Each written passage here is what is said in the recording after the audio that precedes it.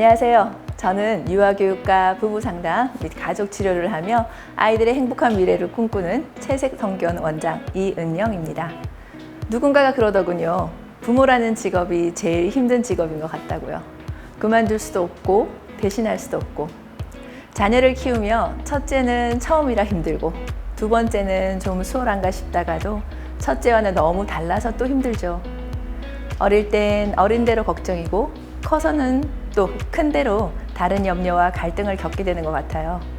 상담 전문가인 저에게도 부모로서의 역할은 늘 배우고 도전해야 하는 영역이었습니다. 밖에서 아무리 인정받고 능력 있다 해도 자녀가 무너지면 엄마의 세상도 흔들리고 모든 게 의미 없어지더라고요. 부모 교육을 하며 자녀와 소통하고자 노력하던 저에게도 그런 위기가 닥쳤습니다. 설렘 반 긴장 반으로 시작된 큰딸의 고등학교 생활. 그런데 하루하루 시간이 지날수록 딸의 얼굴에 그림자가 짙어지고 웃음을 잃어갔습니다. 그룹지어 앉은 일명 노는 애들의 괴롭힘 때문에 너무 힘들다며, 엄마, 내가 어느 날 갑자기 자퇴한다고 해도 너무 놀라지 마 라고 말하더군요. 살짝 긴장이 되긴 했지만 중학교 때까지 리더십 있게 너무 잘해왔던 아이였기에 저는 크게 걱정하지 않았어요. 그것도 하나의 성장 과정이려니 했습니다. 그런데 시간이 지나며 딸은 눈에 띄게 어두워졌습니다. 그러던 어느 날 심각한 얼굴로 옆에 앉더니 엄마, 나 자퇴하고 싶어 하더군요. 쿵! 심장이 내려앉고 가슴이 떨렸습니다. 결국 내 아이가 자퇴를? 불안한 마음에 화가 났습니다. 좀 더 당당히 부딪혀 보지.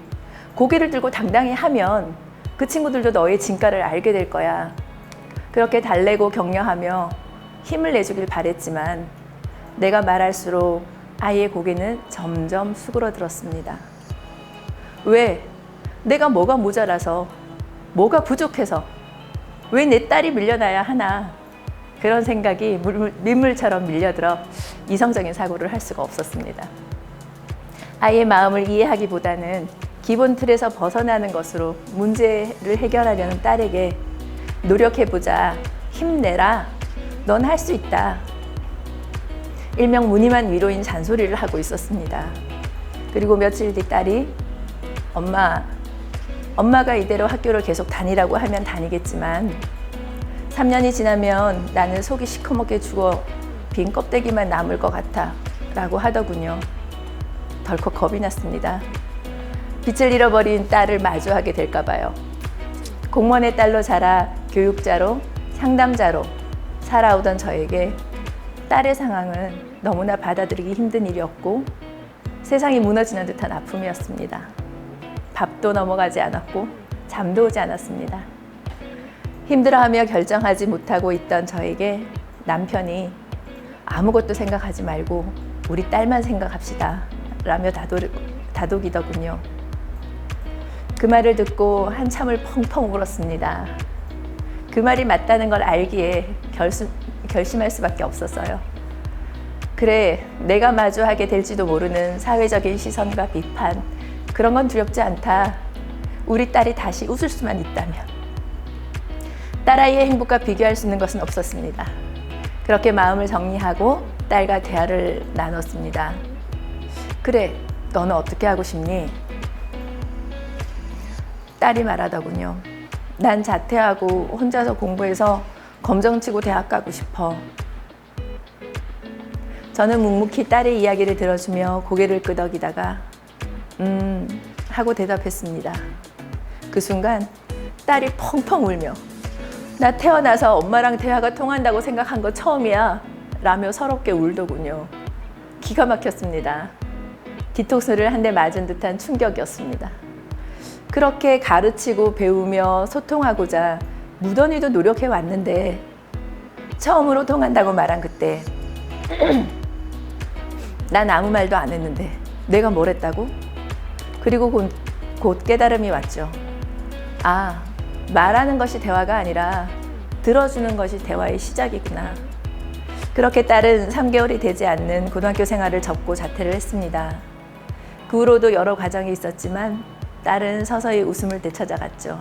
1년 뒤 설거지를 할 때 옆으로 다가온 딸에게 조심스럽게 물었어요. 너도 죽고 싶을 때가 있었니? 그랬더니 딸은 조금의 망설임도 없이 응 하고 대답했습니다.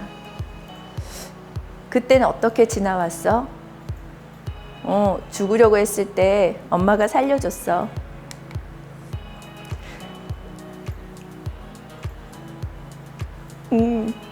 내 딸 살아줘서 고맙네. 그 뒤는 목이 메어 더 이상 말할 수가 없었습니다.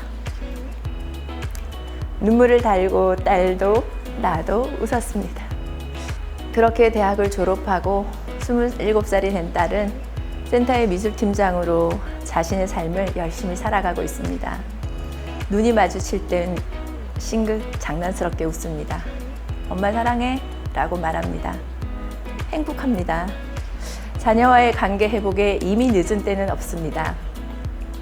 가르치려 하지 말고요. 무슨 말을 하나 들어주세요. 그리고 궁금하면 물어보세요. 아이들은 우리 생각보다 지혜롭더라고요.